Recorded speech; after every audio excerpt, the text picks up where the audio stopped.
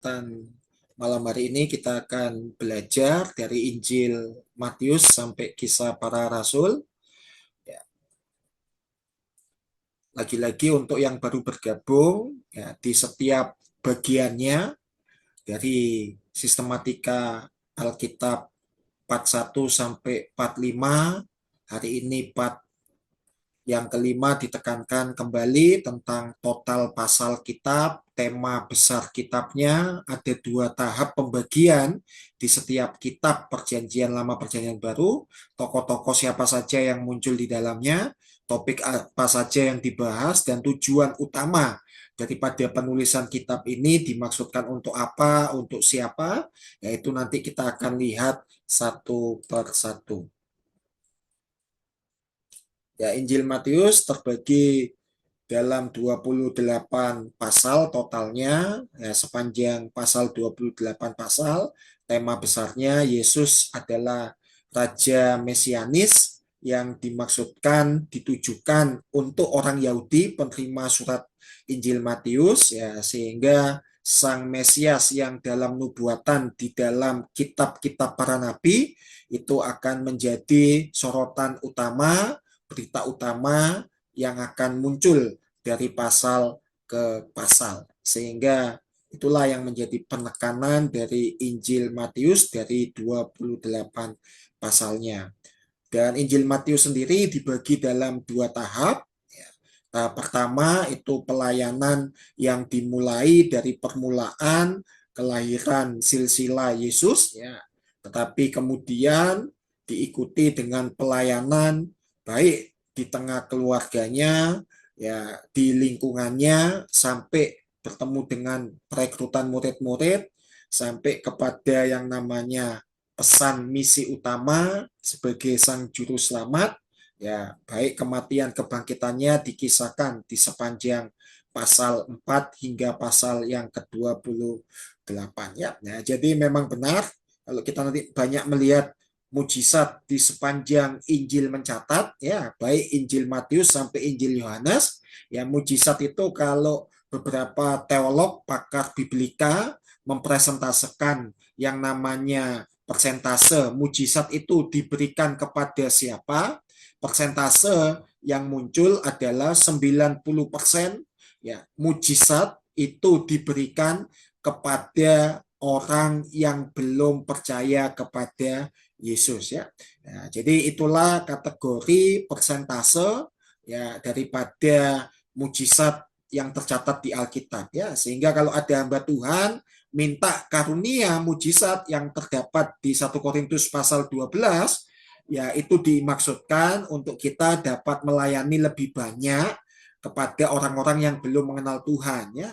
Karena orang yang belum mengenal Tuhan bisa jadi dalam diskusi, dialog, debat itu dimungkinkan untuk bertobat percaya Yesus. Tapi persentasenya itu apa? Panjang, ya. Nah, diskusinya panjang, dialognya panjang, ya, apalagi debat, ya. Nah, nanti tanggal 8 Februari, ya, itu akan digelar di Jakarta perdebatan antara tokoh Kristen, tokoh Islam, ya. Tokoh Islamnya itu Profesor Egy Sujana, ya. Nah, sedangkan tokoh Kristennya Pendeta Muriwali, ya. Nah, jadi ada yang menggunakan hal yang semacam itu sebagai jembatan penginjilan, silakan saja, ya. Nah, sepanjang itu bisa punya dampak mendatangkan manfaat pemberitaan Injil dan pertambahan jiwa-jiwa, silakan, ya. Tetapi di sini kita bisa melihat lebih banyak yang namanya pertobatan, berbondong-bondong orang itu ikut Yesus bukan karena mujizat, karena yang mendapatkan mujizat itu hanya segelintir orang, ya. Hanya segelintir orang, ya, yang lebih banyak bertobat ikut Yesus itu karena lihat karakter, bukan lihat karunia, ya. Nah, jadi di sini kita sudah bisa mulai membedakan, ya, bahwa karakter itu lebih kuat pengaruhnya, ya, daripada karunia. Hamba Tuhan punya karunia kesembuhan, orang itu dibuat menerima karunia mujizat kesembuhan, percaya Yesus, tapi dia akan kecewa kalau ternyata melihat karakter hamba Tuhan tidak punya integritas, ya, suka mengabaikan prinsip-prinsip rohani, tidak memiliki disiplin rohani, kecewa, ya dia akan kembali kepada kehidupan yang lama ya. Tetapi sepanjang daripada apa yang menjadi mujizat yang dinyatakan Tuhan dalam pelayanan itu secara khusus 90% dipakai untuk orang yang belum mengenal Tuhan ya, kemudian menjadi pengikut Tuhan dan kemudian menjadi militan dan radikal. Kita akan lihat satu persatu tokoh dan topiknya ya. Dari 2 tahap 28 pasal itu terbagi ya. Di Injil Matius pasal 1 itu ada silsilah Yesus ya, yang dimana 2 tokoh besar disebutkan di ayat pertama di pembukaan Matius 1 ayat 1, bahwa di situ ada 2 tokoh besar, yakni yang namanya Raja Daud ya, karena kepentingan Daud dicatat di Injil Matius pasal 1 itu karena silsilah kerajaan yang dicatat di situ. Dan yang menjadi tunas kerajaan itu sendiri ya, pangkal kerajaan Yehuda itu sendiri yaitu Raja Daud ya. Begitu juga Abraham ya. Kalau Abraham itu lebih menekankan apa yang menjadi perjanjian ya. Perjanjian daripada kerajaan itu sendiri ya. Kerajaan Allah menjadi miniatur di bumi itu untuk menyatakan 3 hal ya. Nah, 3 hal yang tercatat dalam perjanjian Abraham dengan Allah yang esa itu ya. Nah, jadi ada yang namanya berkat keturunan ya, ada berkat tanah, ada berkat keselamatan ya. Menjadi keturunan Abraham ya sudah barang pasti ya, perlu menerima yang namanya berkat keturunan ilahi ya, apakah itu secara biologis, apakah itu secara teologis ya. Seringkali ada hamba Tuhan, wah saya kecewa sama Tuhan, kenapa saya tidak punya garis keturunan ya. Dia lupa bahwa yang namanya generasi satu datang, generasi satu pergi yang tercatat di kitab Pengkhotbah itu tidak menunjukkan generasi biologis saja, tapi juga generasi teologis ya. Jadi generasi yang dimuridkan seperti contoh ada yang namanya Musa dan Yosua ya, itu bukan garis biologis ya, tetapi itu garis generasi teologis ya. Begitu juga Elia dan Elisa itu bukan garis biologis tetapi itu garis generasi teologis. Paulus ya, Timotius, Silas, Filemon, Epaphroditus ya dan lain sebagainya ya, Titus dan lain sebagainya itu menunjukkan bukan garis biologis tetapi garis generasi secara teologis ya. Nah, maka daripada itu menjadi penting buat setiap kita menjadi orang percaya garis daripada bapak orang beriman yakni Abraham, mau tidak mau kita harus memperluas ya apa yang menjadi tiang pancang ya kerajaan Allah tersebar di mana-mana ya. Ya, tidak salah kalau Bapak Ibu memiliki konsep mega church ya. Gerejanya makin lama makin besar, jemaatnya makin banyak, itu sesuatu yang baik Bapak Ibu ya. Tetapi ingat bahwa yang namanya janji Abraham diterima daripada Allah yang esa itu menunjukkan 3 berkat ya. Berkat keturunan ya, jumlah boleh banyak, bagus ya. Tapi ada berkat tanah ya. Jadi jangan jago kandang ya. Misalnya saya bergereja mengembalakan di Surabaya. Ya, saya merasa puas diri tidak mengembangkan sayap untuk Injil Kerajaan Allah disebarluaskan di beberapa titik lainnya ya. Nah, itu artinya saya mematikan talenta, mematikan karunia, mematikan panggilan saya ya. Nah, maka daripada itu kita perlu memahami di dalam silsilah Yesus itu ada muncul ya, pesannya adalah pesan kerajaan ya, kerajaan Allah, tapi bagaimana pesan kerajaan Allah di dalam perjanjian Raja Daud itu juga ada perjanjian Bapak Abraham ya, itu ada berkat keturunan, ada berkat tanah ya. Wah, itu harus mengembang ya, menyebar kemana-mana. Begitu juga berkat keselamatan ya. Jangan lupa bahwa ketika gereja merintis di satu wilayah baru, Ya, kita tidak boleh memberikan kenyamanan ya, berita kenyamanan. Datang, hadirilah ya. Ya, nikmatilah yang namanya fasilitas antar jemput jemaat ya, fasilitas sembako, fasilitas beasiswa. Ini jauh dari kata berita kabar baik, yaitu berita keselamatan Bapak Ibu ya. Yang semacam itu hanya membuat orang itu berminat kalau diberi fasilitas sarana antar jemput, sembako, beasiswa. Sekali waktu semua fasilitas itu dihentikan, ya dia akan pilih gereja yang lain, Bapak Ibu ya. Nah, itu kesalahan dari gereja yang bersangkutan. Maka kita harus kembali kepada sesuatu yang sudah digariskan dalam silsilah di Matius pasal 1. Ada berita kerajaan, ada berita keselamatan. Gereja harus menyatakan berita keselamatan, bukan yang lain-lain ya. Yang lain-lain itu hanya untuk reward ya. Ya, jadi kalau misalnya ada pengurus, pengerja, volunteer, ya jemaat yang berulang tahun dikasih reward, yang sudah total mengabdi 5 tahun, 10 tahun, ya berkontribusi ini dan itu, lah diberi reward boleh ya.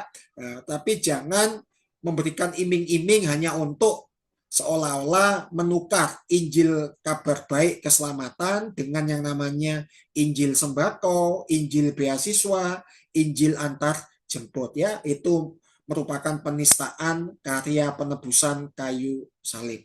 Ya, begitu juga di Matius pasal 1 dikisahkan tentang kronologi kelahiran daripada Yesus, ya itu dalam konteks badani, jasmani, ya Yesus berinkarnasi, ya inkarnasi, inkarnis dalam bahasa Latin, inkarnasi dalam bahasa Indonesia, ya diterjemahkan secara harafiah itu masuk ke dalam daging ya. Ya, jadi in itu masuk, karnis itu daging ya. Jadi inkarnasi atau inkarnis itu masuk ke dalam daging. Dengan kata lain, Yesus yang adalah Allah sejati, yang hakikatnya adalah roh, ya dia merelakan untuk tidak menolak masuk ke dalam natur manusia, yaitu dalam raga manusia ya, sehingga ada batasan-batasan tertentu ya, sehingga Yesus dalam keberadaannya sebagai anak manusia ya dia bisa lapar, dia bisa menangis, dia bisa sedih ya, ya dia bisa lelah, dia bisa ngantuk, dia butuh istirahat. Nah itu gambaran kelahiran Yesus secara jasmani ya, dia butuh diasuh ya. Ketika Bapak Ibu lihat ya di usia 12 tahun dia diajak ke Yerusalem, diajak ke tempat bait suci, tahu-tahu rombongan Yusuf Maria kembali, tahu-tahu di rombongan itu tidak ada Yesus kecil ya. Ya ternyata masih ada ketinggalan di bait Allah ya, rombongan Yusuf Maria datang kembali menjemput Yesus dalam konteks berdiskusi dengan para rabi ya, nah, Yahudi ya. Nah, di situ menunjukkan masa kecil yang berlanjut di pasal 2 ya, dikonversikan dengan komparasi ayat di Lukas pasal 2 juga demikian adanya masa kecil yang tidak mudah ya, karena Yesus dicari-cari oleh Herodes ya di masa kecilnya ya, di usia kurang dari 2 tahun dia juga harus ya diasingkan di satu tempat, yaitu di Mesir ya, karena ada upaya daripada yang namanya Herodes, karena secara politis dia merasa terancam ya, sehingga ada upaya untuk membantai anak laki-laki usia kurang dari 2 tahun ya. Itu sekelumit daripada peristiwa masa kecil Yesus ya. Jadi kalau boleh dibilang bahwa Yesus itu dicobai untuk mati bukan pada saat usia 33 tahun Bapak Ibu ya.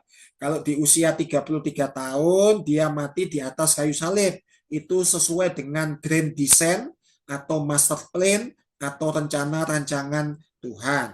Matinya di atas bukit Golgota, matinya di atas kayu salib ya. Itu rancangan Tuhan ya. Tetapi iblis tidak tinggal diam, dia mempengaruhi Herodes ya untuk mengeluarkan ultimatum di usia 2 tahun dia dicari-cari ya. Nah, sehingga dia harus dilarikan. Ketika Herodes mati ya otomatis dia di posisi kembali ke Nazaret untuk dibesarkan dalam asuhan Maria dan Yusuf. Ya, di Matius pasal 3 muncul dengan itikat baik sebagai anak manusia, dia ingin memberi teladan. Ya, karena baptisan Yohanes di pasal 3 itu kan tidak menunjukkan bahwa Yesus ada dosa. Ya, Yesus tidak dipengaruhi oleh dosa, ya. Yesus tidak berdosa sedikit pun, ya. Nah, padahal baptisan air itu tanda pertobatan, ya. Sejak kapan Yesus perlu dipertobatkan, ya? Dia suci, dia mulia, dia kudus. Tetapi perlu diingat, tadi saya sudah singgung di awal, inkarnis masuk ke dalam daging, Yesus itu dibatasi oleh keberadaannya sebagai anak manusia. Dia sejatinya adalah anak Allah, ya, tetapi di natur kemanusiaan sejatinya dia anak manusia, ya. Nah, sehingga ketika dia sebagai anak manusia, dia ingin memberikan teladan, karena di ujung pasal 28 dia memberikan ultimatum, ya, mandat yang namanya Injil, pergilah jadikanlah semua bangsa muridku dan baptiskanlah mereka, ya. Nah, jadi konsekuen, ya, konsisten, continue, ya. Jadi itulah yang melekat kepada pribadi Yesus, apa yang dia ajarkan itu konsisten, ya. Nah, tidak hanya untuk orang lain tetapi berlaku untuk dirinya sendiri, ya. Begitu juga continue, ya, dilanjutkan, ya. Jadi awalnya dia dibaptis, ya, kemudian murid-muridnya dibaptis, kemudian murid-muridnya diminta untuk membaptis yang lainnya, ya. Nah, begitu juga komitmen, ya. Komitmen Yesus sebagai anak Allah kepingin memberikan keteladanan, dikisahkan di Matius pasal yang ketiga bahwa dia melakukan baptisan itu sebagai bukti tanda ketaatannya kepada Bapa, tanda keteladanan untuk umat manusia yang kemudian memformulasikan tanda orang percaya itu dibaptis, ya. Nah, jadi itu kronologi daripada alur kisah masa Yesus dibaptis. Usianya tidak 2 tahun tetapi 30 tahun. Mungkin ada perdebatan, ya, ada perdebatan. Oh, berarti formula kalau ikut Yesus, ya, maka baptisan yang paling alkitabiah itu usia 30 tahun, ya. Itu konteks Yesus, Bapak Ibu, ya. Nah, jadi kita perlu melihat konteks baptisan, ya. Jadi perlu bedakan konteks Yesus sama konteks baptisan, ya. Konteksnya Yesus dibaptis usia 30 karena 30 itu mengikuti syarat budaya Yahudi ketika dinyatakan yang namanya akil balik atau dewasa, ya, itu di usia 30 tahun, ya. Dia bisa mengerjakan sesuatu, dia bisa menikahi seseorang, dan dia bisa melakukan banyak hal lainnya, ya, di usia 30 tahun, ya. Sehingga Yesus sudah melakukan riwayat tanggung jawabnya di keluarga, dengan adik-adiknya, dengan orang tuanya, baik Yusuf dan Maria. Selanjutnya dia mengabdikan diri 3,5 tahun lamanya, ya, di usia 30 tahun, ya. Jadi apakah baptisan bisa dilakukan under 30? Ya, di bawah 30 bisa, ya, karena syarat baptisan, ya, kalau Bapak Ibu lihat referensi ayat baptisan lainnya, itu tanda orang percaya, ya. Ya, ketika percaya itu tidak hanya emosional tetapi rasional, ya.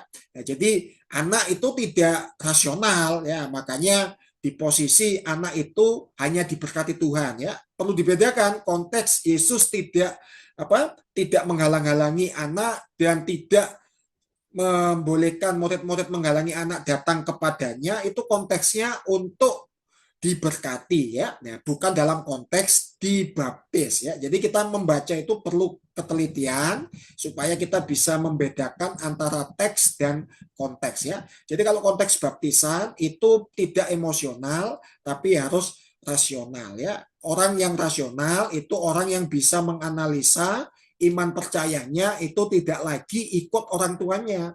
Mungkin orang tuanya seperti Louis, Eunike dan juga Timotius, ya, itu mewariskan teladan iman. Baik-baik saja, sah-sah saja. Tapi kapan dibaptis itu tidak mengikuti tradisi iman orang tuanya. Dia harus mengambil keputusan secara pribadi, dia memilih percayanya secara pribadi, bertobat sungguh-sungguh secara pribadi, dan nanti mempertanggungjawabkan segala sesuatunya secara pribadi, ya. Sehingga banyak gereja mencoba memformulakan ya usia yang paling memungkinkan anak itu dibaptis ya kisaran remaja pemuda ya, itu yang masih dalam batas kompromi yang dibuka oleh sinode pada umumnya ya. Tapi ada juga ya gereja-gereja yang baptis anak juga memberlakukan ya, tetapi itu kita tidak dalam kapasitas menghakimi Bapak Ibu ya, bebas ya. Tapi dalam seminari AMI ya kita harus belajar tentang teks dan konteks ya. Hanya gara-gara apa baptisan saja harusnya kita melihat Yesus ketika masa kecil itu tidak dibaptis. Ya, kalau Bapak Ibu melihat di usia dia 8 hari dikasih nama, ya di konteks 40 hari pentahiran dibawa ke Simeon itu penyerahan ya. Jadi Yesus kecil, Yesus bayi ya itu diserahkan ya, Yesus anak itu diserahkan, tidak dibaptis ya. Jadi kalau melihat konteks Yesus harusnya ada tahapan ya. Batas 8 hari konteks Yahudi dikasih nama. Itu batas maksimal Bapak Ibu ya. Jadi Bapak Ibu yang seperti saya yang bulan Maret nanti akan punya generasi biologis yang ketiga, ya sudah menyiapkan nama, tidak perlu nunggu 8 hari ya. Tapi penyematan namanya yaitu batas maksimalnya 8 hari ya. Kalau mau ikut konteks Yahudi, ikut konteksnya Yesus ya. Penyerahan anak ya itu diberlakukan untuk konteks anak untuk mempersiapkan kebaptisan remaja atau pemuda atau dewasa.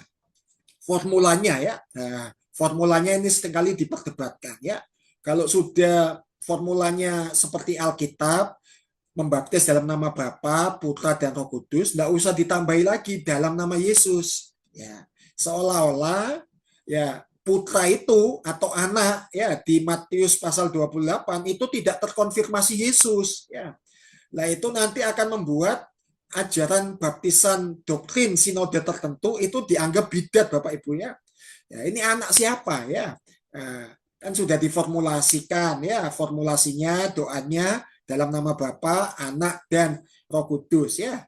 Tidak usah ditambahi lagi di dalam nama Tuhan Yesus. Seolah-olah anak dan Tuhan Yesus itu pribadi yang berbeda ya. Nah, akhirnya bukan atas nama Allah Tritunggal ya jadinya 4 nama yang muncul atau 4 pribadi yang muncul ya. Jadi itu menjadi pertimbangan ya Bapak Ibu, saya yakin percaya ini kan multi denominasi atau interdenominasi ya, itu menjadi autokritik buat setiap kita Bapak Ibu ya, supaya kita menggali teks itu ya harusnya back to Bible saja.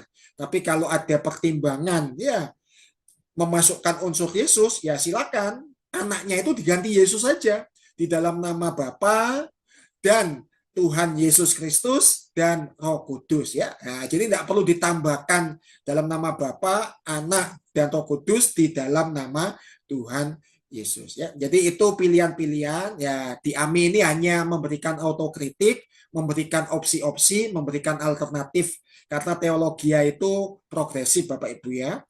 Tetapi itulah yang menjadi pengayaan pengkajian kita bersama. Di Matius 4 ya itu tubuh jiwa rohnya diuji Bapak Ibu ya. Natur manusia itu terdiri dari tubuh, jiwa, dan roh ya. Makanya tubuhnya diuji dengan yang namanya roti itu Bapak Ibu ya. Diuji supaya batu diubah menjadi yang namanya roti ya. Itu ujian jasmani, itu ujian badani ya. Ya itulah yang seringkali juga akhirnya diujikan kepada setiap kita. Dan itu disinggung di Matius pasal 6 ayat yang ke-33 ya, ditekankan apa? Supaya kita dibedakan dengan orang-orang yang belum mengenal Allah ya. Bagi orang yang mengenal Allah itu carilah dahulu kerajaan Allah dan kebenarannya, maka semua akan ditambahkan. Apa yang dipusingkan oleh orang yang belum mengenal Allah, apa yang tidak dipakai, apa yang tidak dimakan, minum, apa yang tidak dilakukan ya, tubuh jiwa rohnya itu apa tidak damai sejahtera ya kalau orang belum kenal Allah Tritunggal ya. Nah, tapi ujian kita itu sepanjang kita masih hidup di bumi akan senantiasa diuji seperti layaknya Yesus diuji ya. Begitu juga yang namanya jiwa ya. Jiwanya juga diuji Bapak Ibu ya. Ketika jiwa itu ornamen di dalamnya itu ada kehendak, ya, ada pikiran, ada perasaan, ya, Yesus dibawa sedemikian rupa, ya, untuk melihat kerajaan di dunia. Kalau Yesus mau menyembah iblis yang mencobai Yesus pada saat itu, maka kerajaan di bumi yang sudah diserahkan kepada iblis, ya, itu akan dikembalikan kepada Yesus, ya. Itu ujian jiwa, Bapak Ibu, ya. Nah, tapi Yesus menyatakan apa? Sesuatu yang bertolak belakang di luar ekspektasi daripada iblis, bahwa yang layak disembah itu Allah, ya. Karena Yesus yang menciptakan malaikat dan malaikat ini memberontak, seyogianya seharusnya iblis yang nyembah Yesus, bukan Yesus nyembah iblis, ya. Ya, jadi itu sesuatu yang penting untuk kita ketahui di konteks Matius pasal 4. Yang ketiga, ujian tentang roh, ya. Ya, ingat bahwa Yesus ketika masuk dalam natur kemanusiaan, ya, dia terikat dalam natur kemanusiaan tubuh, jiwa, dan roh, ya. Makanya dia dibawa ke tempat yang tinggi dan dia dikehendaki oleh iblis yang mencobainya untuk terjun bebas, ya. Nah, terjun bebas nanti akan dibopong atau ditolong oleh malaikat Tuhan yang lainnya, ya. Nah, jadi tidak binasa, tidak usah khawatir, rohnya akan baik-baik saja, ya. Jadi itu siklus daripada pencobaan, kalau tidak badani atau jasmani, jiwani, rohani, ya. Nah, jadi kita bersiap-siap apakah kita ini anak Tuhan levelnya, ya, atau pelayan Tuhan atau hamba Tuhan. Pasti baik anak Tuhan, pelayan Tuhan, dan juga hamba Tuhan pasti akan diuji dengan yang namanya ujian daripada iblis, yaitu tubuh, jiwa, dan roh, ya. Lebih lanjut lagi, pelayanan di Matius pasal 5 sampai pasal 18, ya, itu perjalanan dimulai dari Galilea, ya, terus Yudea, Perea sampai ke Yerusalem ujungnya, ya, itu menunjukkan pelayanan dari desa ke desa, dari kota ke kota, ya. Nah, jadi itu menunjukkan sesuatu yang penting untuk kita ketahui bersama, bahwa hal yang dilakukan oleh Yesus itu tidak lupa, Bapak Ibu, ya. Di Injil Matius itu menunjukkan satu itikat pelayanan Yesus yang tentu tidak semerta-merta ingin one man show, ya. Tapi kita bisa lihat bahwa di pasal 4 Yesus merekrut, ya, merekrut yang namanya murid-murid, ya. Di Danau Galilea, ya, di situ ada Simon Petrus dan saudaranya Andreas direkrut, ya, ikutlah aku, ya, kemudian menyusul yang lainnya, ya. Nah, jadi pelayanan kalau belajar tentang Matius pasal 4 kemudian diikuti pelayanan Yesus yang lainnya, itu tidak boleh one man show, ya. Tidak boleh dimonopoli oleh dirinya sendiri. Yang ingin tampil di layar YouTube itu dirinya sendiri. Yang kepingin tampil di stage atau di podium altar mimbar gereja itu hanya dirinya sendiri. Tidak boleh, ya. Jadi kita harus mencontoh role model pelayanan Yesus, yang dimana Yesus sudah memberikan contoh bahwa dia pelayanannya itu adalah pelayanan yang bermitra, bersinergi dengan murid-muridnya yang lainnya. Maka menjadi penting untuk setiap kita melihat bahwa pelayanan ini menjadi hal yang utama, pelayanan yang bukan mengarah kepada kenyamanan, ya, mengarah kepada sesuatu yang menyenangkan, karena ujung pelayanan Yesus itu penderitaan, kematian, kebangkitan, ya. Jadi kalau Bapak Ibu sudah punya komitmen, saya mau jadi hamba Tuhan, saya mau jadi pelayan Tuhan, tahu-tahu dihadang oleh penderitaan, Bapak Ibu lari daripada panggilan seperti Yunus, ya, karena dia tahu bahwa kota Niniwe itu kota yang jahat, ya, belum sampai berkhotbah sudah dianiaya, sudah dibunuh, ya, itu menjadi ketakutannya Yunus, ya, itu tidak siap menderita. Ingat 3 syarat menjadi murid Kristus, ya. 1, ikut aku, sangkal diri, pikul salib, ya. Jadi itu bicara tentang sesuatu yang keluar dari yang namanya zona nyaman, ya. Nah, sehingga di sini kita bisa melihat misalnya di Matius 8 ayat 34, maka keluarlah Seluruh kota mendapatkan Yesus. Setelah mereka berjumpa dengan dia, mereka pun mendesak supaya ia meninggalkan daerah mereka ya. Dari kota ke kota Yesus masuk ya. Matius 9 ayat 35, demikian Yesus berkeliling ke semua kota dan desa. Ia mengajar dalam rumah-rumah ibadat dan memberitakan Injil Kerajaan Sorga serta melenyapkan segala penyakit dan kelemahan. Ya, ingat perlu dicatat pencobaan ada 3 Bapak Ibu ya. Tadi ada pencobaan yang dilakukan iblis dalam dimensi jasmani, jiwani dan rohani. Yang dilakukan Yesus juga 3 Bapak Ibu. Ya, coba Bapak Ibu perhatikan ya di Matius 9 ayat 35. Coba salah satu bisa baca ulang. Ya, bisa secara aktif ya.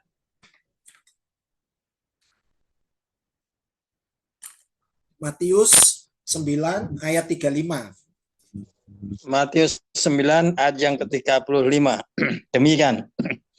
Demikian Yesus berkeliling ke semua kota dan desa, ia mengajar dalam rumah-rumah ibadah dan memberitakan Injil Kerajaan Surga serta melenyapkan segala kelemahan. Ya, terima kasih. Ya, jadi di posisi ini Tuhan Yesus melakukan 3 dimensi pelayanan holistik ya, tubuh, jiwa, dan roh. Ya, sama seperti yang dilakukan iblis, dia menyerang tubuh, jiwa, dan roh. Ya, Yesus juga melayani secara holistik tubuh, jiwa, dan roh ya. Untuk hal yang sifatnya rohani, ya, untuk kebutuhan roh manusia, maka Yesus memberitakan Injil Kerajaan Sorga. Ya, karena kepentingannya untuk hidup kekal masuk kerajaan sorga ya. Yang berikutnya serta melenyapkan segala penyakit ya. Itu menyentuh kebutuhan yang namanya lahiria, jasmania, badania ya. Jasmani ya. Dan kelemahan ya. Kelemahan itu di terjemahan BIMK misalnya cacat badan ya, tapi juga cacat jiwa ya. Nah, jadi kejiwaan, gangguan jiwa ya. Nah, jadi yang semacam itu menjadi pelayanan holistik untuk setiap kita perlu menyentuh pelayanan dengan komprehensif, lengkap Bapak Ibu ya. Nah, sehingga jangan sampai pelayanan itu hanya bicara tentang Injil Kerajaan Allah ya, tapi lihat jemaatnya lagi berkesusahan ya, Bapak Ibu tidak bersegera membuka mata dan membuka uluran tangan untuk memberikan pertolongan segera kepada jemaat Bapak Ibu. Ya, harus ada kunjungan, harus ada penguatan doa, dan ada konfirmasi untuk menolong sesuai dengan konteks kebutuhannya masing-masing ya. Jadi seputar pelayanan Yesus di sepanjang pasal 5 sampai 18 saya tidak uraikan karena masih ada kitab-kitab yang lainnya kan Bapak Ibu ya. Nah, jadi tidak one man show, tidak sendiri ya. Buktinya apa? Dia merekrut murid-murid ya. Dan dia tidak hanya di kotanya sendiri Bapak Ibu ya, dia tidak melayani di Bethlehem, di kota di mana dia dilahirkan. Dia juga tidak hanya melayani di Nazaret, di kota di mana dia dibesarkan, tapi dia memulai pelayanan di kota-kota lainnya, di desa-desa lainnya ya. Makanya di sepanjang pasal 5 sampai 18 itu bergeser ya dari Galilea, Yudea, Perea sampai ke Yerusalem ya. Dari desa ke desa, berpindah dari kota ke kota. Ingat, pelayanan bukan masuk ke zona nyaman, justru pelayanan Yesus meninggalkan zona nyaman. Jadi kalau Bapak Ibu punya panggilan, hari ini saya masih dalam zona penderitaan, ya puji Tuhan, ya memang maksudnya Tuhan begitu ya, demikian ya. Sampai hari ini ya di level pencapaian pelayanan saya, di titik pelayanan saya sampai hari ini, saya masih menyangkal diri, saya masih pikul salib Bapak Ibu ya. Ya, saya beberapa waktu yang lalu ya menolak untuk masuk di jajaran pimpinan sinode. Saya harus sangkal diri Bapak Ibu. Mungkin sebagian orang, wah masuk dalam jajaran pimpinan sinode suka ya kan. Ya, itu ambisi, itu cita-cita saya, itu karir pelayanan puncak saya. Tapi saya menahan diri, saya tetap kontribusi ke sinode, tapi saya membatasi diri sesuai AD/ART ya. Untuk urusan pemindahan sinode dari Jakarta ke IKN, saya bisa bantu sedemikian rupa untuk regulasinya, hubungan dengan birokrasinya nanti saya bisa kondisikan dengan jalur akses yang saya miliki ya. Nah, itu menunjukkan apa? Saya sangkal diri, saya pikul salib ya. Bahkan ketika saya diminta untuk jadi Korwila, pegang Jawa Timur dan sekitarnya, ya otomatis tahun 2025 Pastor Bayu saya minta untuk menggelar ya sidang raya daripada pertemuan hamba Tuhan tingkat internasional GKRI ya yang ada di Indonesia maupun yang ada di beberapa negara lainnya di Jepang ya di Amerika di Singapura Australia dan lainnya lah itu yang menjadi tuan rumah saya ya dan angka yang muncul ya itu hampir 1 M Bapak Ibu ya dari mana saya bisa mendapatkan uang sebesar itu ya ya saya harus pikul salib, sangkal diri, ikut Yesus. Ya, sepanjang ikut Yesus, saya tidak pernah melihat angka under 1 miliar itu lebih besar daripada Yesus yang saya sembah, Yesus yang saya junjung. Ya, kalau memang mandatnya itu sudah diberikan kepada saya oleh pimpinan sinode, ya maka tidak melebihi kekuatan kemampuan saya ya. Saya yakin percaya September gelar di Surabaya ya sidang sinode itu bisa terselenggara dan nanti menghadirkan narasumber yang dimaksudkan oleh sinode, menghadirkan gubernur ya dan menghadirkan pejabat Kementerian Agama itu yang saya upayakan dan pengisi acara yang lainnya itu sesuatu yang melibatkan banyak orang Bapak Ibu. Bahkan perlu diketahui untuk melakukan hal ini Bapak Ibu, saya melibatkan hamba-hamba Tuhan dari denominasi yang lain. Ya, meskipun ini untuk kepentingan sinode kami, ya. Nah, itu menunjukkan apa? Sinergi Bapak Ibu ya. Kalau kita menjadi hamba Tuhan hanya kenalnya hamba Tuhan satu sinode itu terlalu biasa Bapak Ibu ya. Mari naikkan level Bapak Ibu untuk berjejaring, bermitra, terafiliasi dengan hamba Tuhan di sinode yang lain ya. Makanya saya terafiliasi dengan yang namanya Damai Production Sound System itu yang biasa melakukan gelar Natal atau event Kristen di pemerintahan dari tingkat istana sampai Pemprov sampai Pemkot Pemkap Bapak Ibu ya itu dipercayakan oleh apa Damai Production ya itu yang punya itu pendeta ya dari GBI Bapak Ibu ya namanya pendeta Andrew ya. Nah, karena ini sahabat ya saya minta untuk dibantu untuk segala sesuatu pelayanan September itu bisa selesai dan baik lancar kegiatannya. Nah, jadi itulah yang harusnya bisa diteladankan untuk Bapak Ibu dalam pelayanan seperti kesaksian Pak Yosua tadi di awal ya. Ya karena doa Bapak Ibu ya, masukan Bapak Ibu ya akhirnya apa yang menjadi ekspektasi harapan Pak Yosua keluarganya bisa dipulihkan, bisa berangsur-angsur menerima Yesus ya sebentar lagi akan diberikan Alkitab ya kita tetap dan terus doakan dukung karena ini pekerjaan bersama tidak boleh dimonopoli oleh sekelompok orang ya makanya Paulus berkata dalam konteks pelayanan ada kelompok Apolos, Kefas, Paulus dan kelompok Yesus ya ada yang menanam ada yang menyiram tapi Tuhan yang memberi pertumbuhan lagi-lagi tema pelayanan tidak dimaksudkan untuk masuk dalam zona nyaman, tapi keluar dari zona nyaman. Makanya Yesus tidak menolak untuk menderita, Yesus tidak menolak untuk mati, Yesus tidak menolak untuk bangkit, dan ujung dari penderitaan, kematian, dan kebangkitannya di Matius pasal 28, dia menitipkan mandat Injil, ya pergilah, ya. Nah, itu menunjukkan yang namanya apa? Sending, ya. Nah, jadi kita tidak boleh berdiam diri ya, hanya berhimpun, berbakti, beribadah, tapi pergi, harus ada yang diutus. Ya.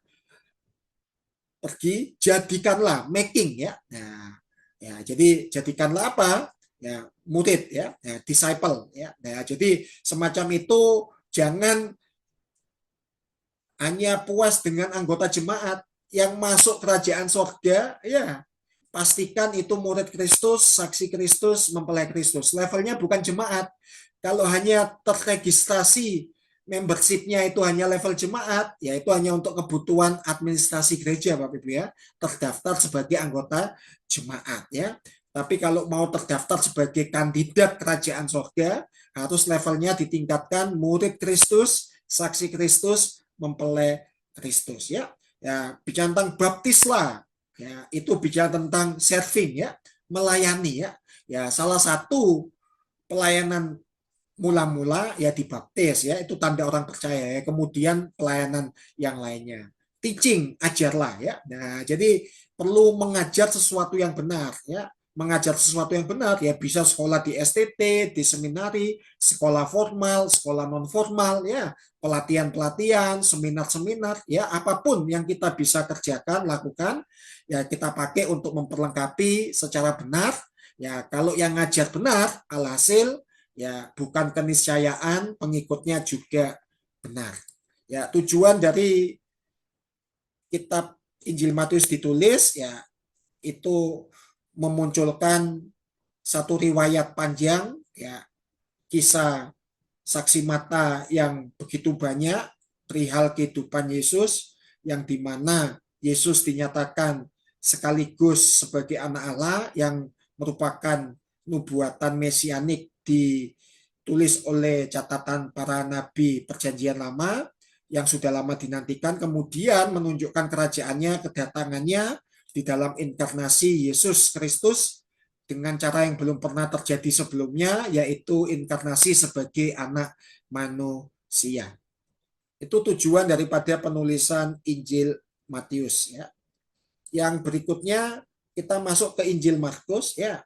Meskipun Matius itu dicatat dan ditempatkan dalam kanonisasi Alkitab di tempat kitab pertama Perjanjian Baru, bukan berarti ya kitab yang paling tua itu adalah Injil Matius ya. Nah, jadi para pakar teolog itu justru lebih setuju bahwa Injil Markus itu adalah yang lebih tua penulisannya dibandingkan Injil Matius, Injil Lukas atau Injil Yohanes ya. Ya, karena di Injil Markus ya dikatakan inilah permulaan Injil tentang Yesus Kristus anak Allah ya, Markus 1 ayat 1 ya. Nah, jadi ini hanya untuk kepentingan komposisi ya. Nah, jadi kalau penerima kitab Injil Matius itu Yahudi, yaitu diprioritaskan ya.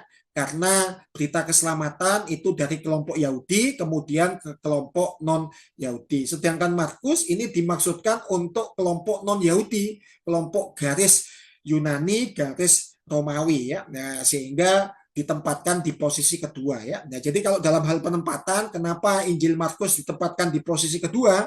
Ya karena kepentingan penerima suratnya adalah kelompok orang Yunani Romawi ya. Tetapi kalau dalam konteks penulisan harusnya Injil Markus ditempatkan di posisi pertama ya. Nah, karena pertimbangan itulah ada kepentingan untuk menempatkan satu dengan yang lain di posisinya masing-masing. Ada 16 pasal dan temanya Yesus Sang Putra yang menekankan sisi kehambaannya ya. Makanya Yesus dengan ketaatannya setia, taat sampai mati di atas kayu salib itu akan tergambar di sepanjang 16 pasal. Ya, lebih lanjut di sini kita bisa melihat bahwa di posisi Yesus, Yohanes Pembaptis, tokoh yang muncul itu menunjukkan sesuatu yang korelasinya masih berhubungan dengan Injil Matius ya, perihal pembaptisan. Hanya di posisi Markus ya tidak ingin bertele-tele ya karena sudah di cover oleh Injil Matius dan Injil Lukas perihal silsilah. Jadi Injil Markus itu langsung ya ke pokok penting yaitu baptisan, pencobaan, pelayanan dan seterusnya ya. Nah, jadi itu menunjukkan sesuatu yang kita bisa lihat bahwa dalam penulisan yang to the point ini kita bisa melihat bahwa baptisan kalau di konteks Injil Matius itu formulasinya ya yang ditekankan, sedangkan dalam konteks baptisan yang ada di Injil Markus yang dilakukan oleh Yohanes Pembaptis yang dilaksanakan di Sungai Yordan itu lebih menekankan medianya ya. Medianya itu air ya. Medianya itu air ya. Apakah air itu nanti dipercik, apakah ditenggelamkan, itu kita kembalikan ke doktrin sinode masing-masing ya Bapak Ibu ya. Tapi saya sudah memberikan contoh bahwa yang penting medianya air, karena air itu simbol yang menyucikan, membersihkan, menjernihkan. Ya, itulah yang menggambarkan tipologi daripada kehidupan ya, pengenalan akan Yesus. Ya, setelah mengenal Yesus, percaya Yesus, ya hidupnya dibersihkan, dijernihkan, disucikan, hidupnya lahir baru ya, tidak kotor dan meninggalkan manusia lamanya ya. Nah, kalau ada pertimbangan secara tersurat ya, maka kalau yang tersurat itu menunjukkan istilah baptiso ya, ditenggelamkan. Tetapi kalau pertimbangan pastoral ya, karena kehabisan air ya, misalnya kalau di wilayah Timur Tengah Bapak Ibu yang notabene didominasi padang gurun ya, jangan mencoba mentuhankan doktrin Bapak Ibu ya. Ya, karena itu nanti menjadi salahnya Bapak Ibu sendiri ya. Saya secara doktrin gereja GKRI, Gereja Kasih Karunia Indonesia, itu doktrinnya baptis Islam Bapak Ibu ya. Tapi kalau ternyata Bapak Ibu buka di Middle East, Timur Tengah, buka di Afrika, ya tahu-tahu di tempat pelayanan Bapak Ibu kekurangan air, ya terus Bapak Ibu paksakan baptis Islam, ya, ya itu menunjukkan sesuatu yang tidak bijaksana Bapak Ibu ya. Kenapa? Karena daripada baptisan dilakukan sekali dan airnya kemudian menjadi tidak bersih, ya, ya karena yang bersih itu kan yang dipermandikan, ya, yang dibaptis, ya kemudian airnya dibuang begitu saja Bapak Ibu ya, ya itu mubazir, padahal ya setetes air untuk daerah Afrika ya, Timur Tengah ya itu sangat dibutuhkan ya. Ya jadi kita harus kontekstual, disesuaikan budayanya, kapan dibaptis Islam, kapan dibaptis percik ya. Saya contohkan pengalaman saya waktu pandemi ya, enggak punya kolam baptis komersial ditutup semua ya, terpaksa ya saya baptis jemaat itu dengan metode percik ya, karena keterbatasan air ya. Begitu juga ketika saya melayani di rumah sakit ya, pasiennya tetap menginginkan untuk dibaptis dengan kondisi ya di ventilator, di ICU ya, di ujung akhir hidupnya, maka tidak memungkinkan dibaptis selam ya, ya sehingga baptisannya dilakukan secara percik. Yang penting medianya air ya. Jadi di seminari AMI bukan untuk diperdebatkan ya baptisan air selam dan percik ya, ya, tetapi kita menemukan titik terang, titik tengah bahwa itu semua dipakai disesuaikan kondisinya ya.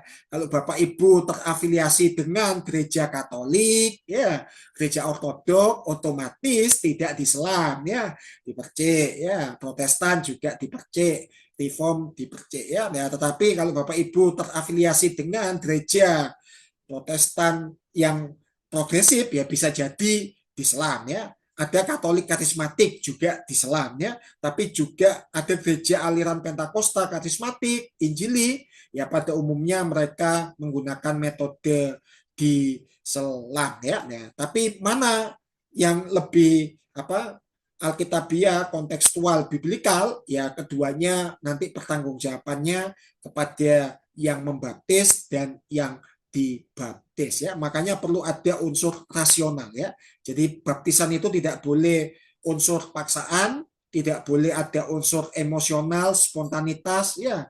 Karena ada pengalaman Bapak Ibu ya, saya menolak seorang jemaat ketika kita bawa retreat di satu villa atau ada calon baptisan yang memang sudah dipersiapkan untuk siap dibaptis di satu villa di daerah Pacet sana Bapak Ibu ya, di Jawa Timur ya.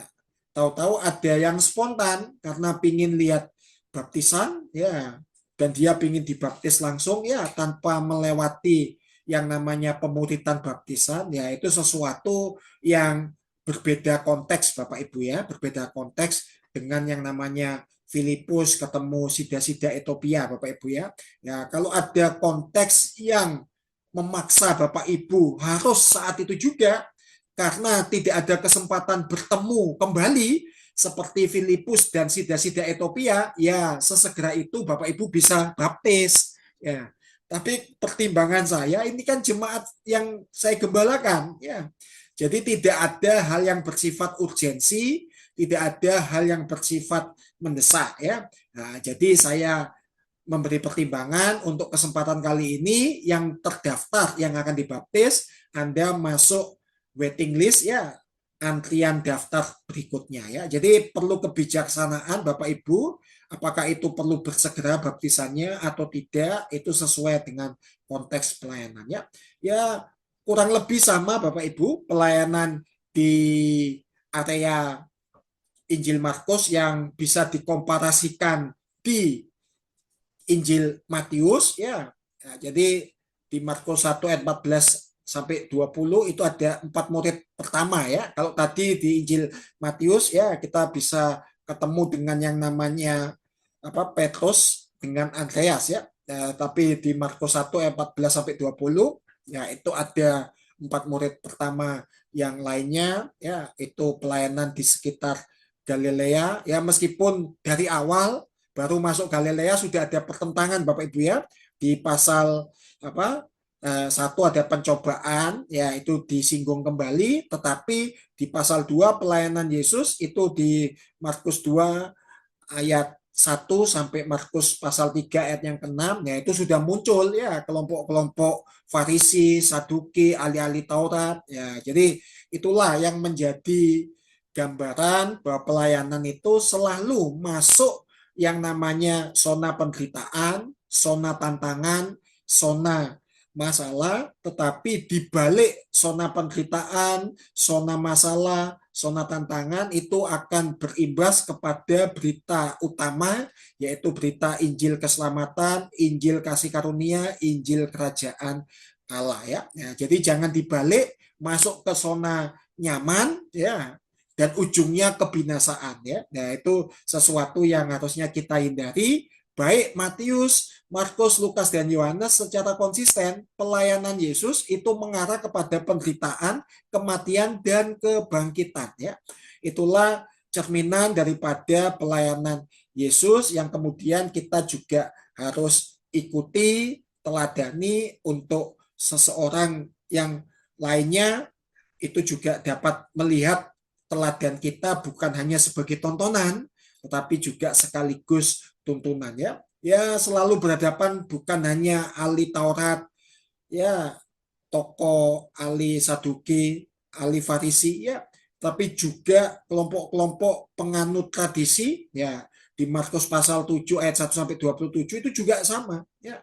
Ya, jadi di situ nanti bisa Bapak Ibu perhatikan ya perihal adat istiadat yang ingin ya dicoba dihantamkan dengan apa yang menjadi hal-hal yang dilakukan oleh Yesus ya, ya tentang yang namanya ibadah ya. Yesus mengatakan misalnya Matius 7 ayat 7, Markus 7 ayat 7, percuma mereka beribadah kepadaku sedang ajaran yang mereka ajarkan ialah perintah manusia ya. Ya jadi konsep ibadah ya, konsep ibadah harus dikaitkan konsep ritual ya spiritual Bapak Ibu ya, bukan ritual tradisi ya atau seremonial ya.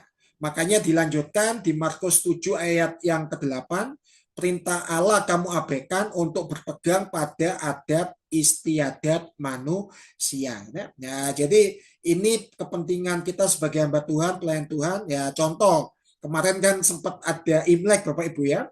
Ya, ya beberapa gereja sepertinya masih belum terbuka, menutup diri tentang budaya Imlek dan seterusnya ya. Konsekuensi ya menutup yang namanya budaya Imlek ya. Bapak Ibu juga harus berkonsekuensi ya membicarakan tentang tradisi Natal itu sendiri Bapak Ibu ya. Ya, karena Natal yang kita peringati, yang kita rayakan memang tidak nampak ya secara eksplisit itu tergambar untuk menjadi tradisi suci yang diikuti dari turun-temurun, dari waktu ke waktu, dari generasi ke generasi ya. Nah, jadi itu sesuatu yang mencoba didesain untuk mengingatkan kembali tentang prosesi inkarnasi Yesus ya. Ya, sedangkan nanti berkelanjutan di Jumat Agung kematian Yesus, Pasca kebangkitan Yesus dan seterusnya ya. Jadi lagi-lagi kita harus konsisten ya. Jadi kita tidak boleh memberhalakan tradisi ya, tapi juga tidak boleh mentuhankan tradisi ya. Nah, kita harus punya batas kompromi toleransi ya, kan tidak masalah Bapak Ibu ya untuk menghormati misalnya gereja-gereja yang memang etnis Tionghoanya dominan, misalnya seperti GKI, GKA, GKT itu dominan etnisnya etnis Tionghoa Bapak Ibu ya. Ya kan tidak salah kalau ternyata mereka ingin melanjutkan yang namanya kemeriahan beribadah itu dengan budaya ya elaborasi Imleknya untuk ibadah kali ini ya dress code-nya itu dress code ya nuansa Imlek ya bebas ya itu tidak mempengaruhi ibadah ya. Tetapi kalau dalam satu ibadah ya tradisinya itu menggantikan ibadahnya. Nah, itu yang dikecam Bapak Ibu ya. Itu yang dikecam oleh Markus 7 ayat 7, Markus 7 ayat yang ke-8 ya. Nah, ditekankan di ayat 9, sungguh pandai kamu mengesampingkan perintah Allah supaya kamu dapat memelihara adat istiadatmu sendiri. Ya, ini autokritik Bapak Ibu ya. Ya, saya punya rekan pelayanan dan saya pernah juga ikut terlibat dalam pelayanan satu adat istiadat di etnis Sumatera ya etnis Batak ya ibadah penghiburan ibadah tutup petinya itu Bapak Ibu 1 jam ya, tetapi tidak langsung jenazahnya itu diberangkatkan ya, karena ada tradisi ya tari-tarian ya dan seterusnya ya sampai membuat keluarga yang berkabung itu sukacita dan mengantarnya itu penuh dengan sukacita. Maksudnya baik ya. Nilai value-nya baik Bapak Ibu. Tetapi durasinya bisa sampai 2-3 jam Bapak Ibu. Ya, itu kan menggantikan ibadahnya ya. Ibadahnya cuma 1 jam. Sedangkan untuk tarian persiapan memberangkatkan jenazah itu bisa 2-3 jam. Nah itu sepertinya kurang bijaksana Bapak Ibu ya. Ya, sehingga ketika saya sudah ada di tanah makam Bapak Ibu ya saya menunggu lama Bapak Ibu ya saya tinggal makan ya. Karena itu sudah melewati jam makan siang ya di situ ada bakso ya akhirnya kami beli bakso makan ya sambil menunggu jenazahnya bisa sampai ke liang lahat ya. Jadi yang semacam itu perlu secara bijaksana. Tidak apa-apa. Tradisi itu untuk menghormati bahwa Yesus sendiri mati itu dengan adat istiadatnya ya. Nah, Yesus mati itu dikubur itu sesuai adat istiadat Yahudi. Ya. Jadi adat istiadat Yahudi itu kuburan gua dulu baru kuburan makam. Ya.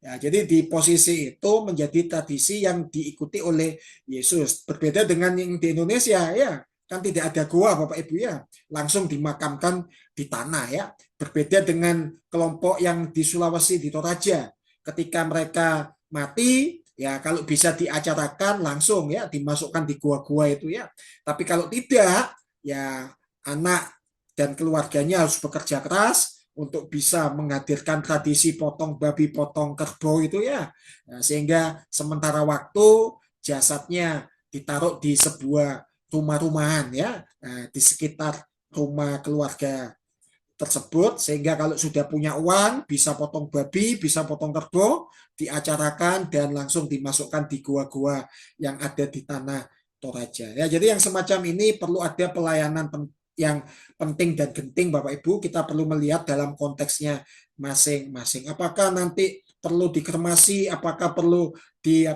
dimakamkan? Ya, itu sesuatu pertimbangan teologis dan pastoral ya. Jadi kita tidak bisa menolak. Ketika saya di Filipina Bapak Ibu, Filipina itu tanahnya kecil ya. Sudah banyak bangunan padat penduduk, tanah makamnya sedikit. Ya, sehingga di situ tidak pernah diberlakukan yang namanya tanah makam tanam. Ya, di sana itu hanya kontainer-kontainer Bapak Ibu.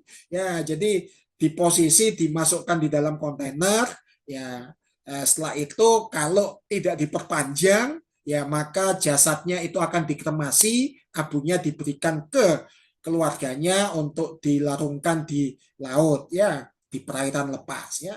Nah, tetapi kalau berlanjut sistem kontrak, ya tetap ada di kontainer-kontainer tersebut. Ya, kalau di Indonesia ditutup peti Bapak Ibu ya. Jadi bagi para pelayat yang tidak mengikuti proses dari awal, tidak tahu ya posisi yang ada di peti itu siapa ya. Nah, hanya keluarga dan jemaat saja yang mengikuti proses malam penghiburan, ibadah tutup peti, mungkin tahu siapa yang dikubur ya, karena terbantu oleh pelayanan tersebut ya. Ya, tetapi kalau di Filipina itu petinya itu peti dari kaca Bapak Ibu ya. Nah, saya pernah melihat pelayanan kedukaan di Filipina itu pakai peti kaca ya. Jadi ketahuan siapa yang meninggal di dalam peti kaca itu ya. Itu sudah kondisinya bagaimana dan seterusnya itu sudah diketahui ya. Itu disesuaikan tradisi karena harga tanahnya mahal juga bisa menjadi pertimbangan, misalnya di Singapura, misalnya di Hong Kong ya, itu informasi dari AMI-AMI yang tersebar di 40 negara. Ya kalau pelayanan kedukaan ya disesuaikan Bapak Ibu ya, sesuai dengan konteks budayanya, konteks tanahnya dan kemampuan orangnya ya.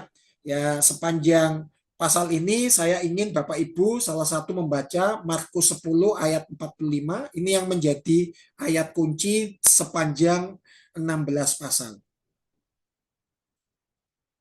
Silakan salah seorang. Markus 10 ayat 45. Ya, silakan. Karena anak manusia juga datang bukan untuk dilayani, melainkan untuk melayani dan untuk memberikan nyawanya menjadi tebusan bagi banyak orang. Ya. Amin. Ya, terima kasih. Ya, jadi inilah yang menjadi gambaran kehambaan daripada Yesus ketika dia datang di bumi bukan untuk dilayani. Ya, meskipun dia dilayani oleh malaikat ya. Kalau Bapak Ibu melihat ketika proses dia lahir, kan ada malaikat yang mendatangi para kawanan gembala ya. Ketika Yesus di posisi dicobai oleh iblis tapi iblis gagal total, ya Yesus dilayani oleh malaikat ya. Begitu juga ketika Yesus di Taman Getsemani ya, dia berdoa sedemikian rupa untuk jalan salibnya itu dia disertai dan diberi yang namanya konfirmasi oleh yang namanya malaikat ya. Ketika Yesus bangkit ya juga ada malaikat. Yesus naik ke surga ada malaikat. Nanti Yesus turun kali yang kedua ke bumi, kedatangan Jesus is coming ya juga disertai oleh malaikat ya. Jadi malaikat itu akan senantiasa melayani Yesus ya, melayani Yesus. Ya, itu menjadi gambaran riwayat teladan Yesus ya, bahwa Yesus memang layak untuk dilayani, tetapi Yesus memberikan teladan sebagai anak manusia, dia datang di bumi bukan untuk dilayani, tetapi untuk melayani ya. Ya, makanya untuk beberapa kali kesempatan Yesus mempersilahkan ya untuk memberi apresiasi, misalnya Simon Kirene ya bantu pikul salibnya Yesus ya. Tapi pada akhirnya Yesus sendiri yang pikul salibnya sampai bukit Golgota. Itu hanya memberi reward, memberi penghargaan untuk orang-orang yang punya hati mengasihi Yesus, ingin memuliakan Yesus, ingin melayani Yesus, dikasih kesempatan. Ya, seperti Simon Kirene, seperti Yusuf Arimatea, ya diapresiasi oleh Yesus memberikan tanah makam keluarganya sehingga Yesus dimakamkan di tempat milik tanah makam keluarga daripada Yusuf Arimatea. Begitu juga Yesus juga tidak keberatan ya dilayani oleh Marta, ya dikasih makan oleh Marta, dibasuh ya kakinya oleh perempuan ya yang mengeluarkan minyak narwastunya ya, dan di posisi itu dia juga tidak keberatan dijamu ya oleh yang namanya Sakeus, kepala pemungut cukai. Ya seolah-olah kita melihat Yesus dilayani ya. dan memang benar Yesus memberikan kesempatan untuk Yesus dilayani sebagai anak Allah, ya. Tapi sebagai anak manusia, Yesus itu datang ke dunia untuk melayani, bukan untuk dilayani, ya. Nah, jadi malaikat itu melayani Yesus dalam konteks dia sebagai anak Allah, ya. Ya, begitu juga tadi yang saya sebutkan, ya, Yesus dilayani sebagai konteks dia sebagai anak Allah, ya. Jadi itulah yang harusnya kita impartasikan ke sebanyak mungkin jemaat kita, ya, bahwa datang ke gereja ya bukan tugasnya pendeta, tim pengembalaan, ya, bangkitkan generasi volunteer, Bapak Ibu, ya. Semakin banyak orang yang ikut terlibat dalam pelayanan, semakin Bapak Ibu dinilai sukses oleh Tuhan, berhasil oleh Tuhan, karena Bapak Ibu tidak one man show, ya, tidak melayani sendiri tapi melibatkan banyak orang, ya. Ya, selanjutnya tujuan, ya, ini sebagai bentuk antisipasi yang bersifat nubuatan tanggapan pengembalaan terhadap masa penganiayaan yang sulit, ya. Tujuan memperkuat dasar iman, makanya ditekankan di Markus 16 terkait baptisan dan keselamatan itu menjadi hal yang berkorelasi, ya. Baptisannya tidak menyelamatkan, ya. Tapi kalau orang dibaptis tahu makna baptisan, yaitu meninggalkan manusia lamanya, ya. Nah, ternyata setelah dibaptis dia kembali ke manusia lamanya, ya tidak selamat, ya.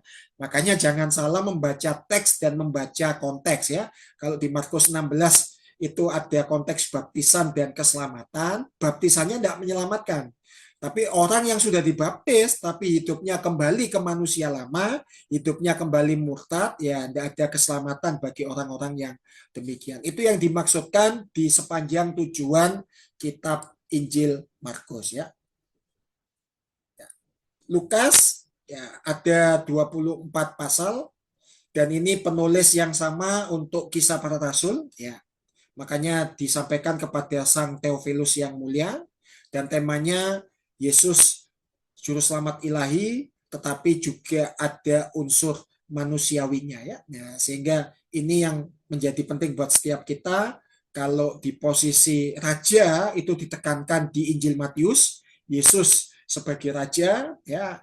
Yesus sebagai hamba ditekankan di Injil Markus, Yesus sebagai anak manusia ditekankan di Injil Lukas, nanti Yesus sebagai anak Allah ditekankan di Injil Yohanes, ya. Makanya Yesus sedih, Yesus lapar, Yesus marah, Yesus tidur, istirahat dan lain sebagainya lebih banyak diceritakan di Injil Lukas, sedangkan Yesus bermujizat lebih banyak dikisahkan di Injil Yohanes. Ya, dua tahap pembagiannya, permulaan kehidupan Yesus, pelayanan kebangkitan Yesus itu ada di tahap yang kedua. Inilah yang membedakan pelayanan Yesus itu pelayanan yang lebih banyak orientasinya 30 tahun dia pakai pelayanan di keluarga. Sedangkan 3,5 tahun pelayanan untuk keumatan.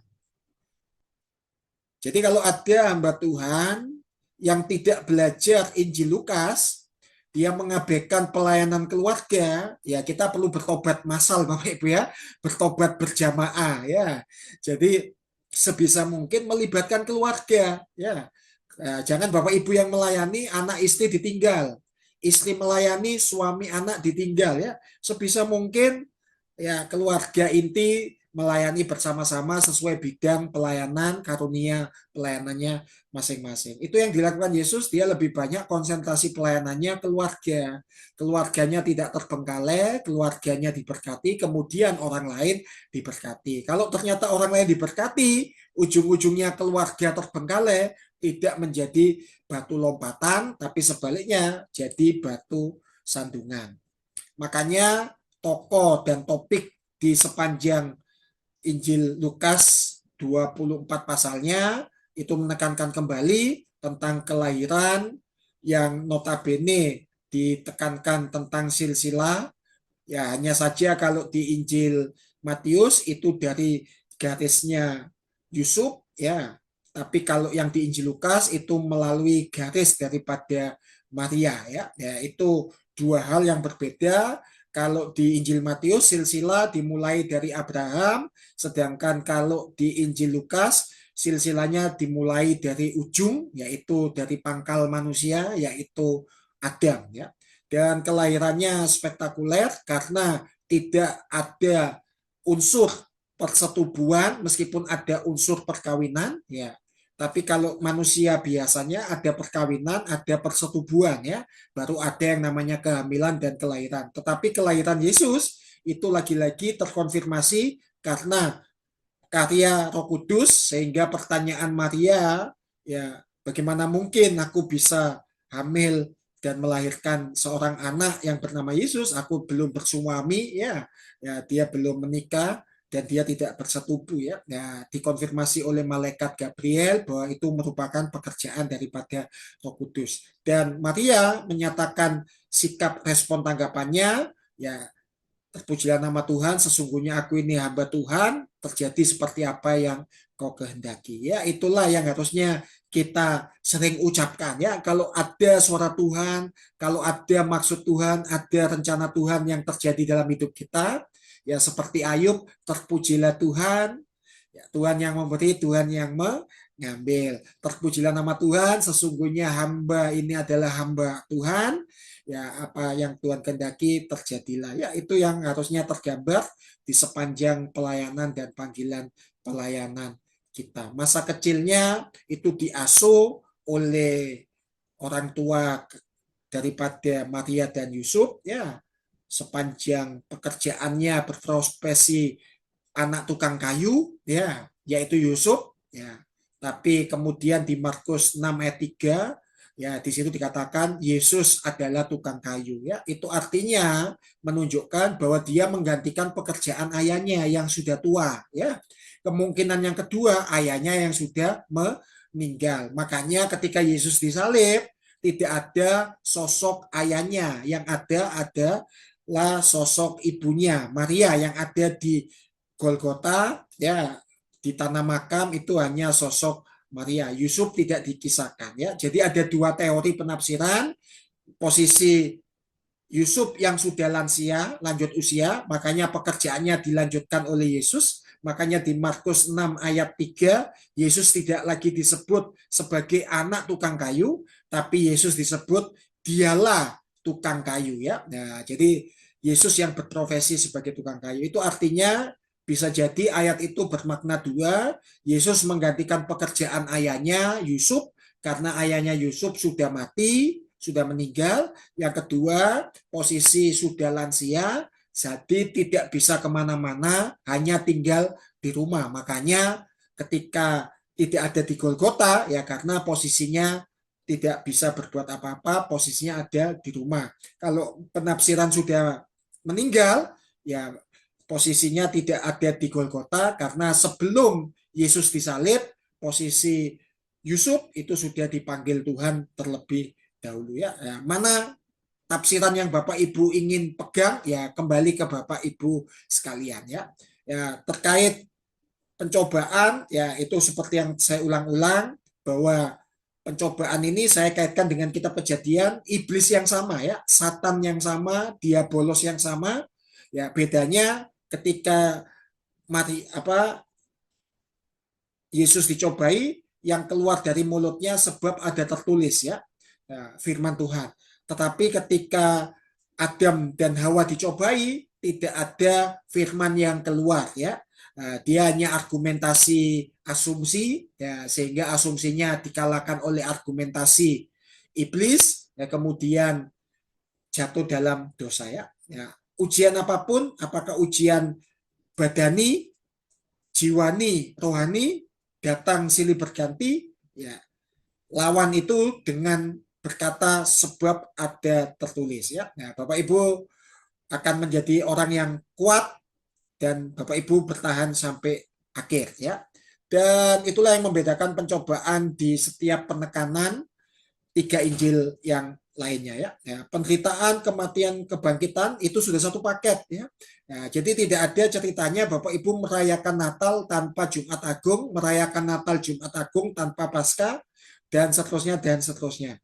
Merayakan Natal, ya, sama artinya Bapak Ibu juga harus merayakan Jumat Agung merayakan kebangkitan ya, karena sepanjang Injil dicatat kelahirannya penting ya, kematiannya penting, kebangkitannya penting, kenaikannya penting, kedatangannya kali yang kedua juga penting ya. Semua itu harus diperingati, diingat untuk mempersiapkan kita bukan hanya sebagai murid Kristus, tetapi saksi Kristus, terlebih menjadi mempelai Kristus ya. Sepanjang pasal ini menguraikan sebuah tujuan bahwa Lukas menulis ini secara khusus kepada Sang Theophilus, seorang petobat bukan Yahudi atau sang birokrat ya, itu yang masuk dalam pemerintahan Romawi, yang disembunyikan, dianonimkan namanya dengan anonim nama Sang Theophilus yang mulia, supaya keberlanjutan penginjilan bisa dilakukan baik secara lisan maupun tulisannya secara rapi dikerjakan, baik Injil Lukas maupun kitab Kisah Para Rasul dimaksudkan untuk ketertiban dalam pembacaan yang runtut ya. Dan itu dilakukan semata-mata untuk memberi garis tegas bahwa Injil Kerajaan Allah itu bisa sampai ya, karena ada yang merelakan dirinya dari posisi anak Allah menjadi anak manusia. Ya, Injil Yohanes ya 21 pasal temanya anak Allah atau putra Allah ya.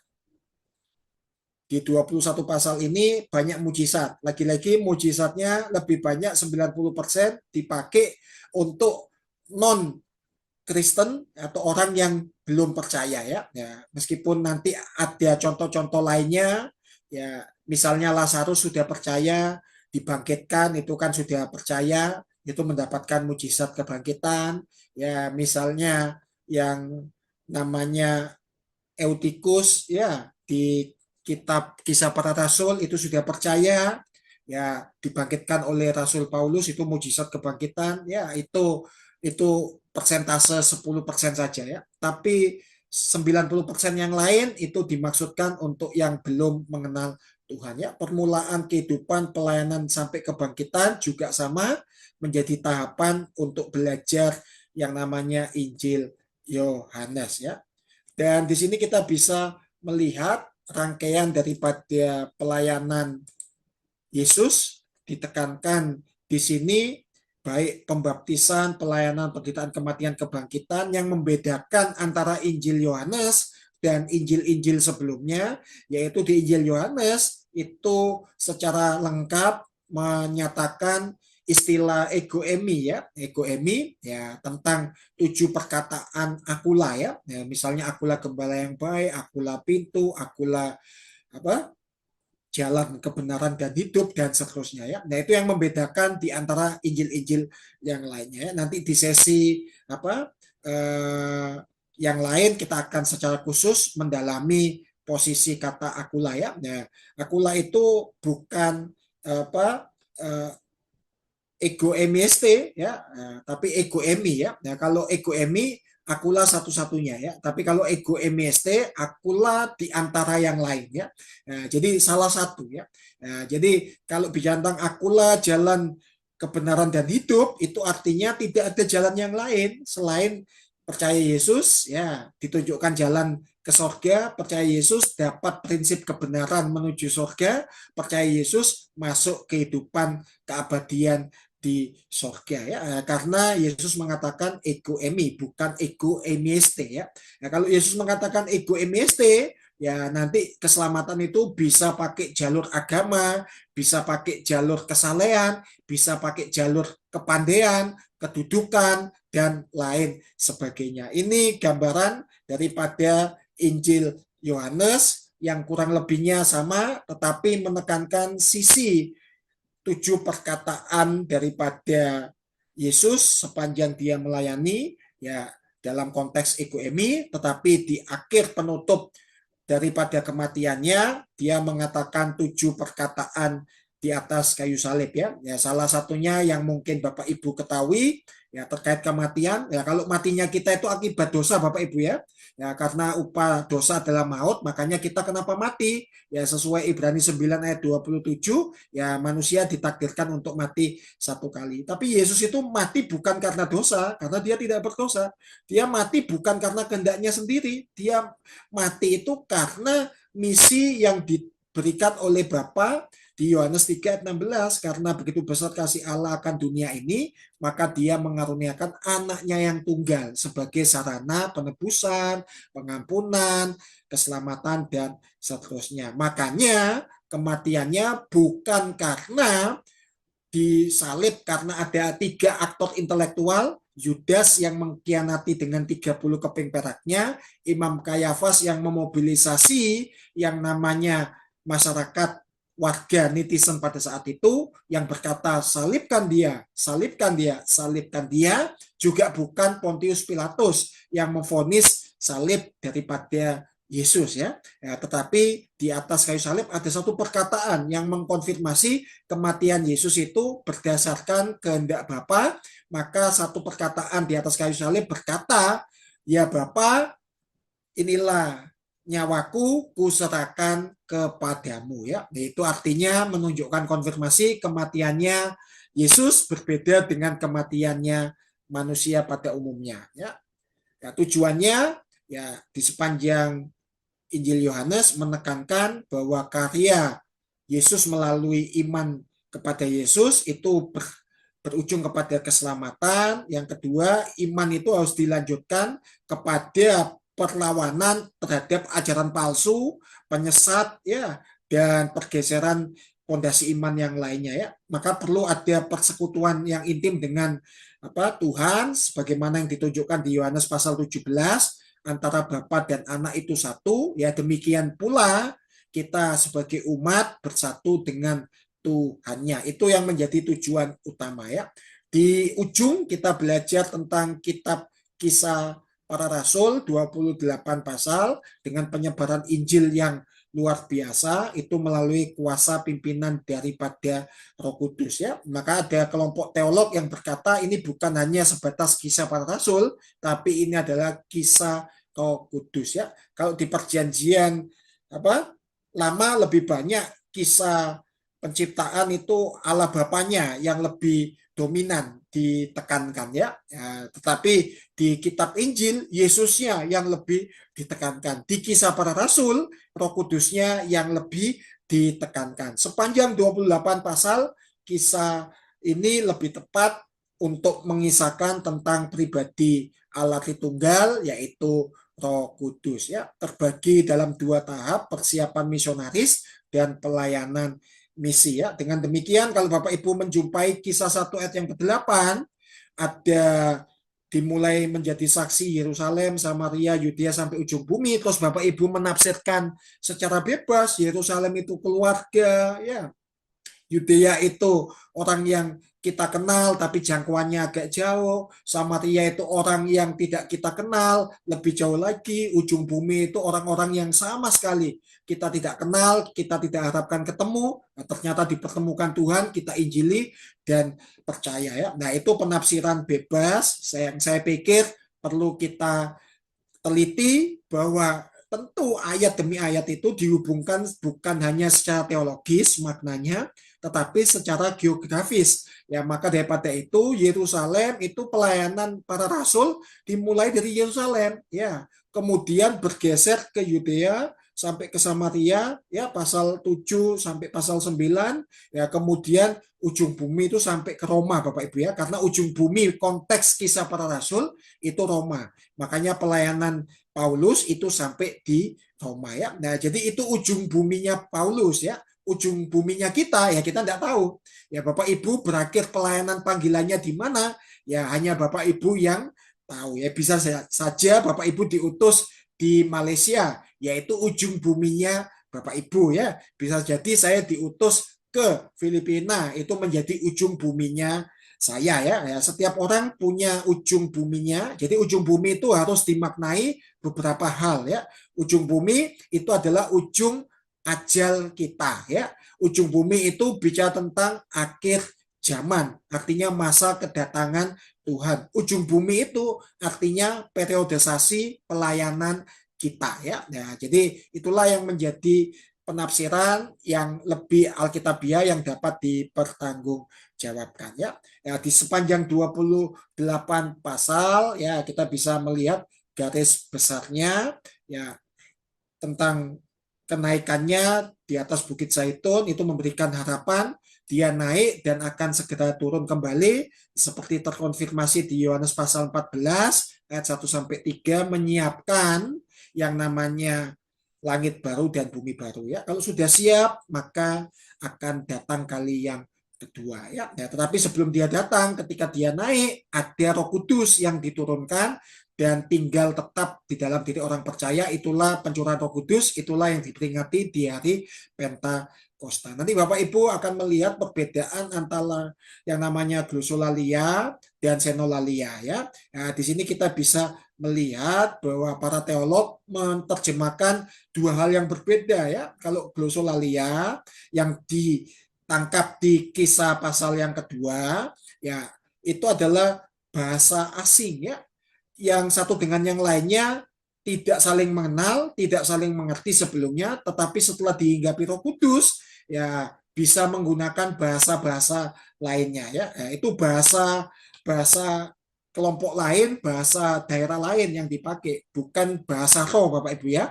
Ya, tetapi nanti masuk ke senolalia yaitu bahasa karunia, yaitu bahasa roh yang Bapak Ibu bisa jumpai di gereja Pentakosta, di gereja karismatik ya. Nah, jadi kalau memperingati Pentakosta kita minta glosolalia, ya saya bisa pastikan itu hanya terjadi sekali seumur daripada sejarah peradaban manusia ya untuk 120 orang ya. Tapi kalau ada pengalaman misionaris itu hanya sifatnya personal ya.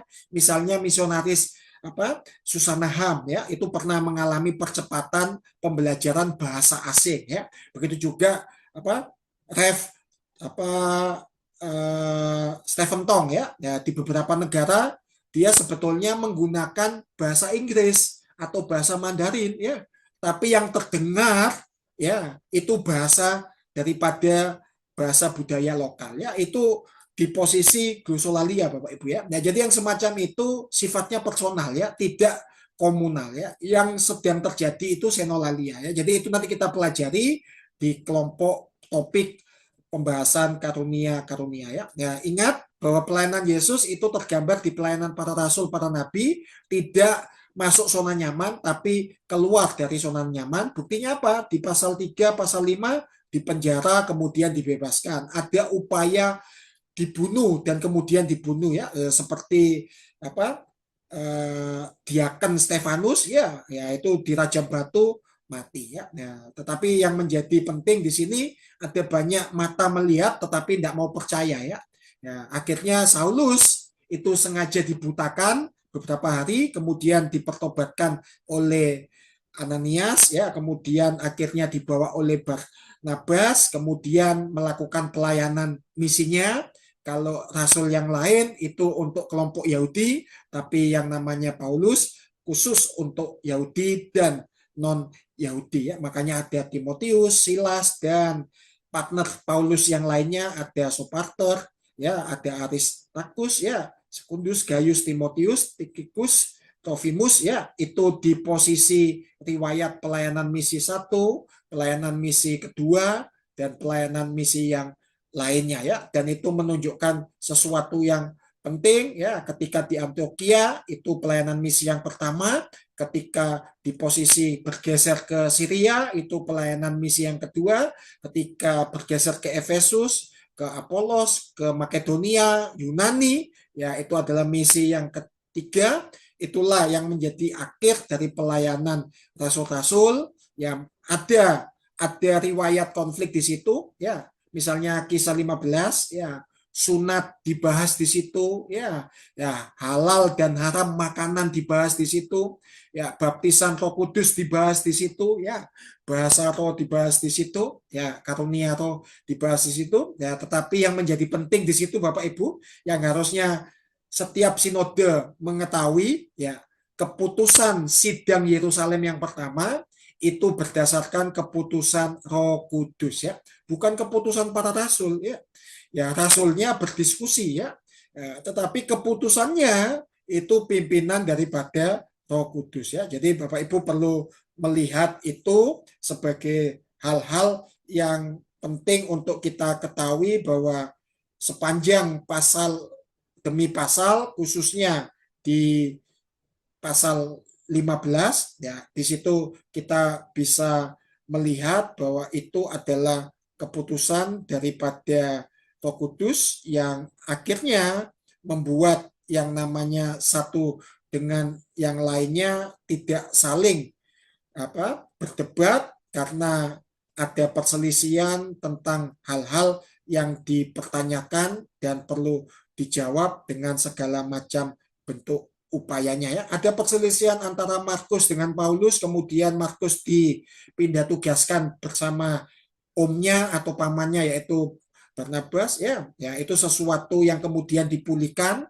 sehingga Markus yang tadinya childish, kekanak-kanakan, manja, ya, ketika ikut omnya, ya, dengan didikan pamannya akhirnya menjadi orang militan, akhirnya menjadi pemimpin yang luar biasa. Di akhir hidup daripada Paulus dikisahkan di pasal 28, dia menyewa sebuah rumah, dia minta buku-bukunya, perkamennya, dan segala macam relasinya untuk bisa ditemani di akhir hidupnya untuk memperjuangkan bahwa pelayanan yang holistik bukan hanya pelayanan berhadapan dengan ahli Taurat, ya, atau tokoh agama, tokoh masyarakat ketika dia berhadapan dengan meja sidang yang namanya mazhab Stoa atau Sparagus, ya. Ya, di situ kita bisa melihat di Athena, di Yunani dia berdebat begitu sengitnya, ya, bukan hanya di kalangan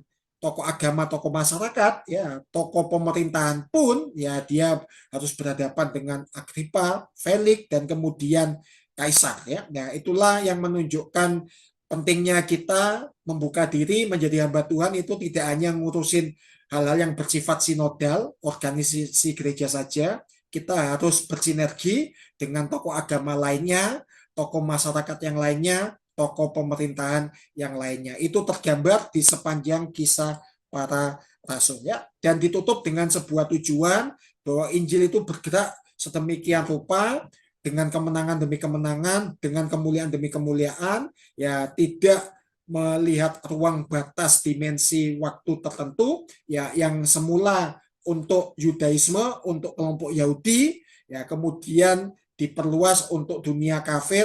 Pada zaman itu diberlakukan dunia kafir itu untuk kelompok Yunani dan Romawi, tetapi melalui penganiayaan masalah begitu rupa justru makin militan, makin dipimpin oleh Roh Kudus, akhirnya terjadi yang namanya lompatan penginjilan, ledakan pertobatan, dan akhirnya kasih karunia melalui gereja Tuhan, melalui pelayanan Yesus, dilanjutkan pelayanan rasul-rasul, kemudian itulah yang menjadi pengalaman sepanjang 28 pasal. Itulah yang menjadi tujuan akhir daripada setiap kitab, dimulai Injil Matius sampai kisah para rasul.